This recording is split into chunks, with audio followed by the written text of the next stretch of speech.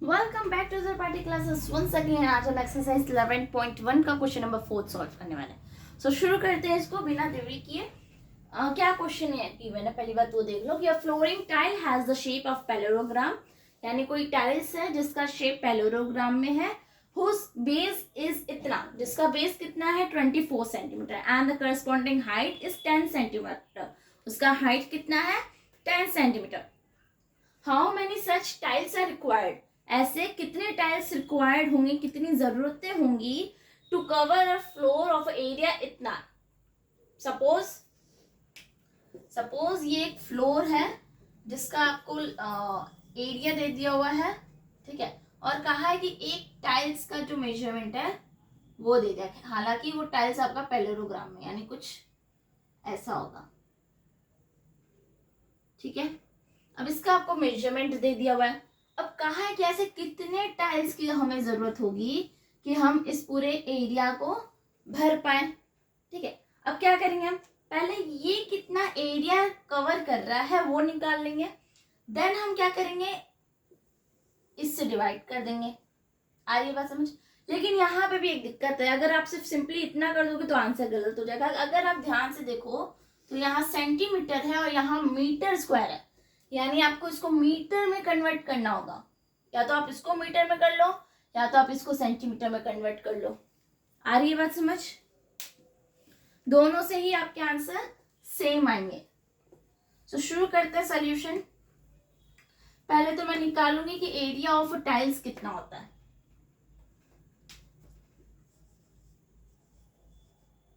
Area of tiles कितना होगा, ध्यान रहे कि टाइल्स किस शेप में है, पैरेललोग्राम के शेप में।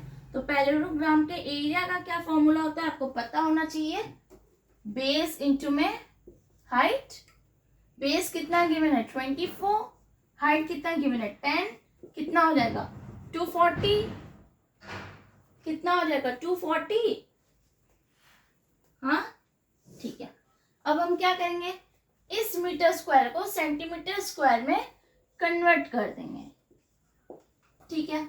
अब कैसे कन्वर्ट करेंगे, थोड़ा सा दिक्कत होगा तो समझा दो। 1 मीटर इक्वल्स टू 100 सेंटीमीटर, तो 1 metre square equals to 10,000 metre square होगा, ठीक है। यानी इसको अगर हम 10,000 से मल्टीप्लाई कर दे तो हमारा आंसर आ जाएगा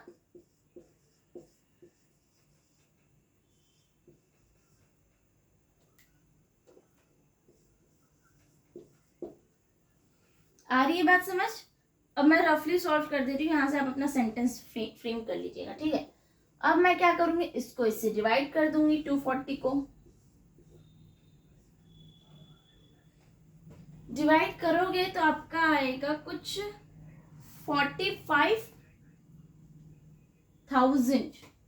कितना आएगा 45,000, यानी आपको इतने अमाउंट ऑफ टाइल्स की जरूरत पड़ेगी to cover this much area. अब इसको आप अपने सेंटेंसेस में फ्रेम कर लेना, ठीक है, क्योंकि मैंने रफली कर दिया सॉल्व। आ रही है बात समझ में आया। सेंटेंस का इश्यू नहीं बेटा, सेंटेंस तो आप लोग खुद फ्रेम कर सकते हो, I know.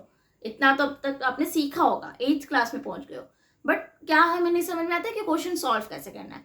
Is it clear now? Okay, next video में देखेंगे नेक्स्ट क्वेश्चन के साथ। तब तक के लिए bye bye, take care, subscribe करें, लाइक करें और शेयर भी कर दीजिएगा।